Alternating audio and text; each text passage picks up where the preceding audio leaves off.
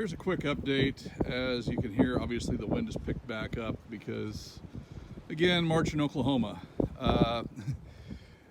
As it stands, we're still under tension. However, I was, again, battling the wind. I tried to take the smaller propane torch to it with some MAP gas to try and heat up around just the inside of the wheel where it goes ahead and meets up with the rotor to expand it a little bit and give it a little bit of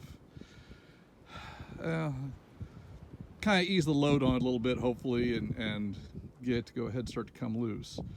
Since then, it's been sitting for a while, probably a good hour or so, because every time I get the torch lit, the wind goes ahead, kicks up, and blows the torch out. So if I'm going to torch anything, it'll probably be tomorrow morning at this point, or late this evening after the wind dies down. But that being said, I came back out here a few minutes ago and put some more tension on the jack, and it took a couple turns before it really came back up under tension again. So that tells me that it's starting to move ever so slightly. And again, I'm just leaving it sitting under tension. It's not, the control arm is up on a jack stand and the floor jack's underneath the center cross member.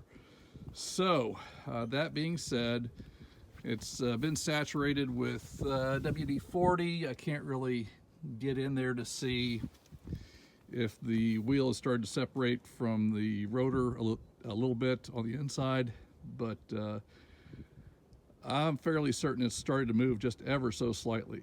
But like I said, I'm going to leave it under tension. Nothing's going to be out here to screw with it.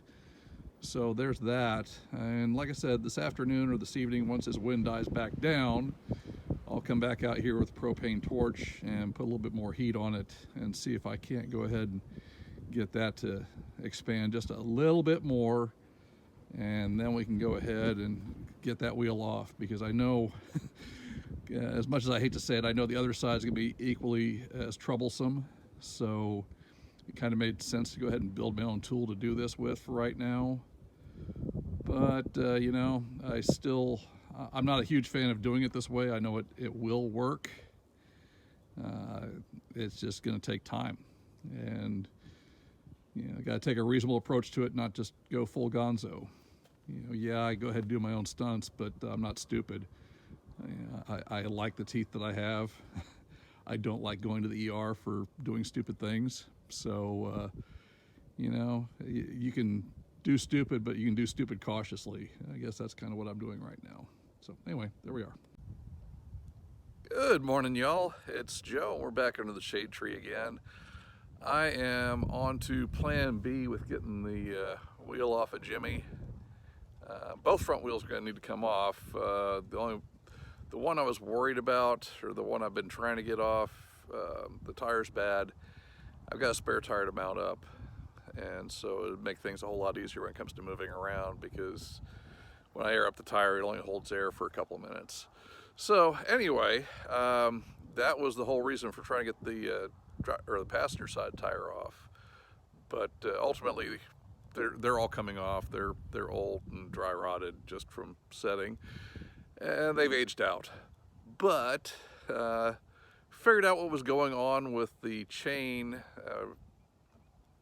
When I left it under tension, I could come back and it would take a little bit more, and then take a little bit more. I can go ahead and put a little bit more pressure on it with the jack. But the wheel wasn't moving like I thought it was. Come to find out, the chain hooks were expanding. So here we go. And you can see right here with both of these guys, it started to open up some. Those were hooked behind the spokes in the wheel, and they weren't exactly doing what I hoped they were doing. So fortunately, I caught it before the hooks broke and the chain came whipping around. And so I was going to go ahead, and I've got some other chain with appropriate hooks for the chain, and I was going to just wrap the chain through the spokes and then hook the chain back to itself. But I had a revelation of sorts, and show you what I'm talking about. Okay, and again, I apologize for the wind. The breeze has started to kick up a little bit today. I should have gone ahead and maybe done some torch work on that wheel yesterday because there was almost no breeze all day long, but I was busy with a few other things. So we're gonna get the Milwaukee out and we're gonna go ahead and loosen the lug nuts over here on the driver's side. Passenger side's completely off. As you can see, I've got the truck up on the slab today. It's gonna make things a whole lot easier. Jack stands under the frame by the front cab mounts, so all the load is off the wheels. And then I'm gonna go ahead and get some blocks of wood out to help split the load. And we're gonna put a Porta-Power up under here and see if we can't go ahead and push on the bottom of those wheels and get them to pop loose. So we'll see. Now my Porta-Power is only a 4-ton unit. It's not the 10-ton unit. So hopefully 8,000 pounds of pushing will go ahead and get things moving. And if not, I'll go ahead and go add the chain and jack routine on the wheel as well. But I'm going to try and do it without the chain and jack today. Okay, so here you can see what we got going on. The ram's right there to push against the right front wheel. Got blocks supporting everything, and obviously there's just a little bit of a gap there I'm going to have to go ahead and fill, but it is what it is. So with the blocks, it should be pushing against the wheels rather than the tires. Lug nuts are completely off the right front. They are loose on the left front, and so hopefully we can go ahead and get enough movement to go ahead and actually do some good. We shall see. Well, unfortunately I didn't have the cell phone set up on a tripod, so I missed the big pop. But between the chain and the jack and the Porta-Power underneath, the passenger side wheel is finally free. Free at last, free at last. Thank God, free at last. Hell yeah, bitch. Who's your daddy now? Check it out. Oh, oh, oh, oh, oh. And there's where she's frozen. All that corrosion right around that flange right there. Egads. I think it's time for new brake rotors anyway. Holy crap. Yeah, it's gonna be fun. But hey, the wheel came off in one piece without the Sawzall, so that's a win in my book. Bitch.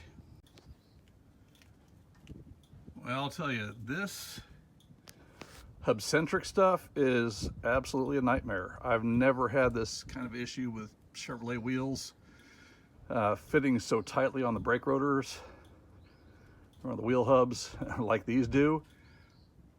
I'm not tightening this one down. I've got a couple turns on the lug nuts. You can see how much stud is still left to go on.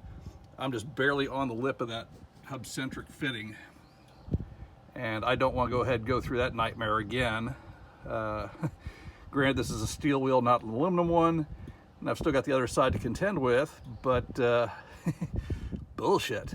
I'll take a grinder to it here at some point. I just wanted this tire on because at least it holds air. And so eventually I'll get back to the stock white steel wheels, but for right now, this will work. And I'll address that hub-centric issue here in the future. Matter of fact, it's probably gonna happen pretty quick because this brake rotor's toast anyway. So new parts and hopefully a better fit. So we'll see you here in a bit. I'm gonna go ahead and get this other one done, and I think I'm gonna try and set up the my cell phone on a tripod so when this one actually goes pop, we'll catch it on video. Wouldn't that be neat?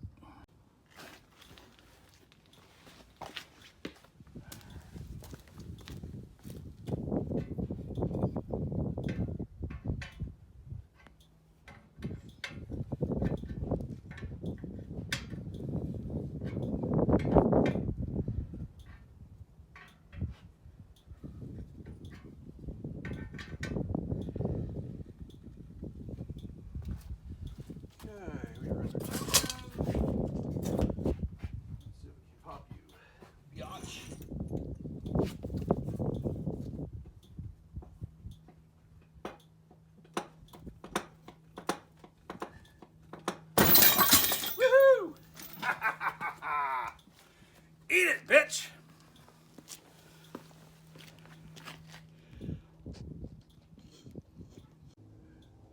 I sure hope I got that one on video, because that was even better than the first one. The first one was a big pop. The second one, the wheel comes flying off, which, given the scheme of things, was rather satisfactory, shall we say. This time, it took me maybe 10 minutes between getting things set up and putting it under pressure. I spent, I don't know how many hours with the wheel on the other side. So apparently there's a way to do it. I think I may have found it. So call it a win. I like it. It's definitely a win. Now I got to figure out how bad the rear ones are. But for right now, I'm gonna go ahead and clean up the mating surface on this wheel, because at least it holds air, and I'll go ahead and take a Dremel to it and clean it up so it won't go ahead and sit tight on that hub-centric stuff. What a pain in the ass design. Who thought that was a good idea? Anyway, we'll be back to this in a bit. Alrighty, so I took my air rasp and went ahead and opened up the center of the bore just a little bit, a couple thousandths here or there, whatever, I don't know, I don't care, I didn't measure it. But that being said, I did go ahead and clean it up some, so hopefully it won't fit as tight. And if I didn't need the wheel right now, I'd put a different one on. I just don't have an option to select anything else. But that being said, I also went ahead and used the last of my anti-seize. So as you can see with the residue around the hub right there, I did go ahead and coat the bejesus out of that mating surface with anti-seize. So hopefully, well, there's no hopefully about it. I think between taking a little bit of the material off and then putting some anti-seize on there, at least the next time I go to take this wheel off, I won't have to use a combination of forces to get it off. So with all of that, I'm going to go ahead and put the lug nuts back on this. At least now I can go ahead and roll it around without having to look for an air hose every 15 minutes. And still got a lot of work to do, obviously. I mean, we're just getting started on this. I think my next plan for the day is maybe drain the water and oil out of the oil pan. They got a bunch of rainwater down in it when it was sitting for gosh only knows how long, so we're going to see how big a mess that is. But I'll take you along with that one too. So anyway, I'm going to put some lug nuts on and get this thing off the jack stands after I drain the oil out. Well, simply amazing. Just with what I took off with the air rasp and a little bit of that anti-seize on there, that wheel went ahead and set back on there without the lug nuts having to go ahead and pull it down onto the hub, or at least not on that centric type hub. So next time that wheel needs to come off, I think just a good kick from the backside, it should come off just fine, and we'll go ahead and put the Steelies on once I get them. And for all the guys that like to go ahead and joke around and talk trash about Harbor Freight, yeah, I will admit a lot of their stuff is really, really cheap. That being said, I've got to go ahead and give credit where credit is due. I've had this Porta-Power unit for probably 16 years now, and it's never let me down.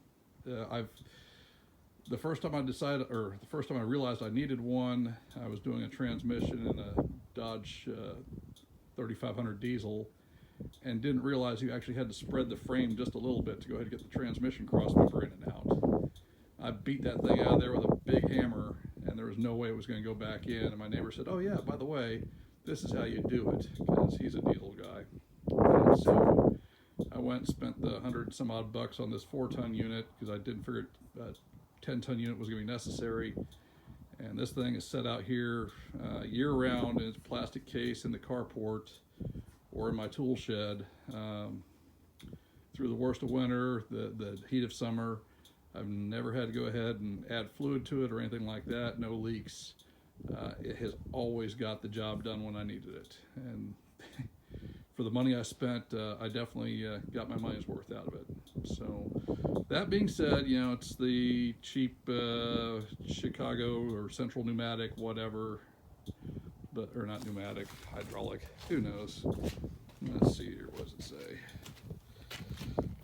It is Central Hydraulic.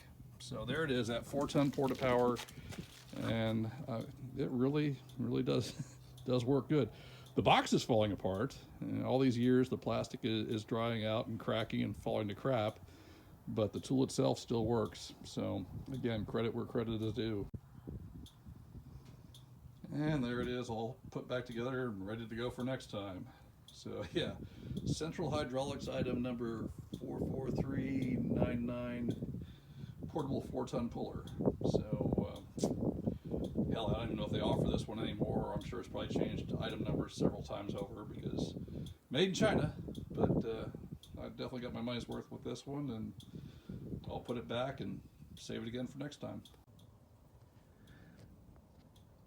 Okay, so here we are. We're underneath Jimmy's Jimmy, as it were. I'm getting ready to drain the crap out of the oil pan, and I was all set to double wrench the drain bolt, oil pan drain bolt, and it's finger tight, so this is gonna be interesting. Oh, there's the water. There come the water. Oh, there's water everywhere. Hopefully at some point oil comes out with it, but that's an awful lot of rainwater in there.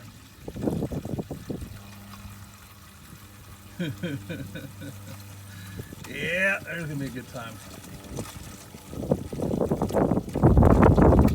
Oh, trying to change oil, maybe? I don't know.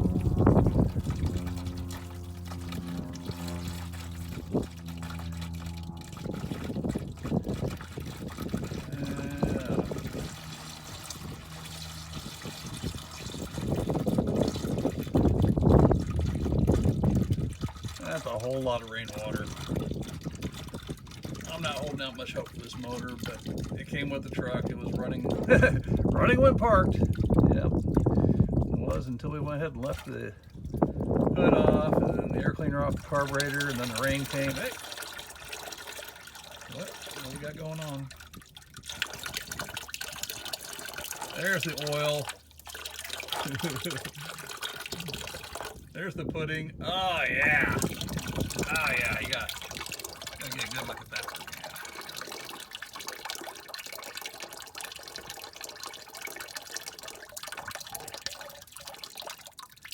Yeah, I remember my last colonoscopy. Ew.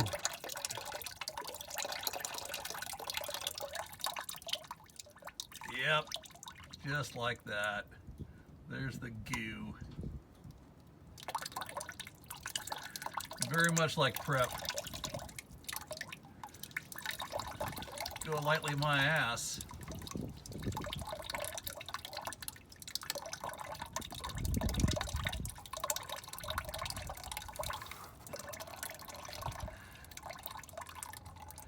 You know, I bought a $200 Camaro once, and that thing smoked to high hell, and it had non-foulers and all the all the spark plug holes. And I went ahead and dragged it home and drained the oil out, kind of like this, except instead of a gallon of water coming out before the oil, it was an extra gallon of oil. Who knew you couldn't go ahead and put 4 quarts in or 8 quarts in a 4-quart pan? So anyway, God, that is so nasty. So much goo. So much goo. There you go. You know you want out. Thank God I got the big pan under here. It holds like 3 gallons. Actually holds more than 3 gallons because it works when I do the Dodge oil changes in the Cummins. So anyway, probably closer to 5. But God, that's some nastiness. I knew it was going to be one of these things because when I went to pick the truck up, you could see that there was oil being forced out of places like the fuel pump gasket, the timing cover gasket, places that wouldn't normally have oil forced out of them. But because we've had some really cold winters the last 2 years, I'm sure all this rainwater was probably freezing and forcing the oil up and out. So yay. Oh my goodness. Yeah, this truck was last on the road in 2016. So there may not be much in hope of saving this motor, but well, we'll see. I'm not holding my breath. That's an awful lot of water in there. An awful lot of goo. Man, it's still coming. We're going on 5 minutes now. 4:43. Yeah, it's still oozing. Oh, there's some more. Tell you what, how about some of that, I don't know, what's that good stuff? Hell, I can't remember it. You know the stuff. Good old Imodium. There we go. Get some of that Imodium AD. Get that stuff. Yeah, I'll go ahead and firm it right up. I'm going to stop this because I'm getting tired of holding my phone here. Well, there we have it. There's the contents of the oil pan, which is mostly rainwater and some old dinosaur juice. Yuck! Alrighty folks, well that's where we're at with Kimmy's Jimmy today. Not going to go ahead and mess with it anymore at this point. Got the goo out of the oil pan for now. Like I said, I'm not really counting on that motor. Again, it was one of those, well, running when parked, and I never bought it for the motor. The motor was just a benefit. If it runs, or if I can get it running, great. This might be one of those will it run kind of videos where we drain all the crap out of it. We go ahead and flush the cylinders with, vinegar and break loose the valves, and hopefully there's enough there that it'll go ahead and start working. We'll find out. Carburetor obviously is seized up from sitting in the weather, so that's a whole nother issue. But anyway, children, please. So anyway, that's where we're at with Jimmy for today. I've got another project going on. I've got this 51 Harry Ferguson that I need to go ahead and get going, so I'm going to go ahead and get it sold. Now we've got the Kubota. So that's this guy right here. Was running up to a few years ago. I've used it on the property for a long time, brush hogging and keeping things cleared up. But a couple of years ago, the carburetor got all gunked up. The fuel tank was rusty. I replaced the fuel tank, cleaned out the carburetor, still didn't want to run right. Starter went ahead and went south on me, or maybe just this junk set of wires and whatnot.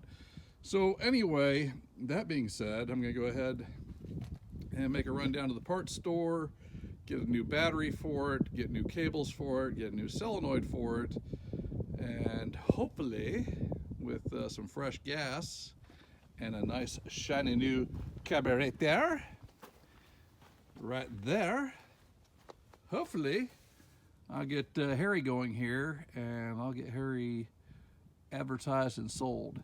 It's been a good little tractor, I've got to admit. I mean, we paid $1,500 for it with the brush hog, and granted, when I bought it, it smoked, and we knew that. It wasn't a big deal. Brought it home, did a cylinder kit for it. So new cylinder sleeves, new pistons, new rings, and just went ahead and fired it up and drove the daylights out of it ever since. So somebody's gonna get a relatively fresh motor, all things considered, but it is what it is. So anyway, I need to go ahead and get to the parts store, get these things done, and that's gonna be it for me for today for video. So go ahead and get this uploaded, and we will see y'all next time. Y'all be good to each other, stay safe, we'll see ya. Yous guys, why you gotta mess up my videos, yous guys? Both of you, yes you. Bunch of children, I swear.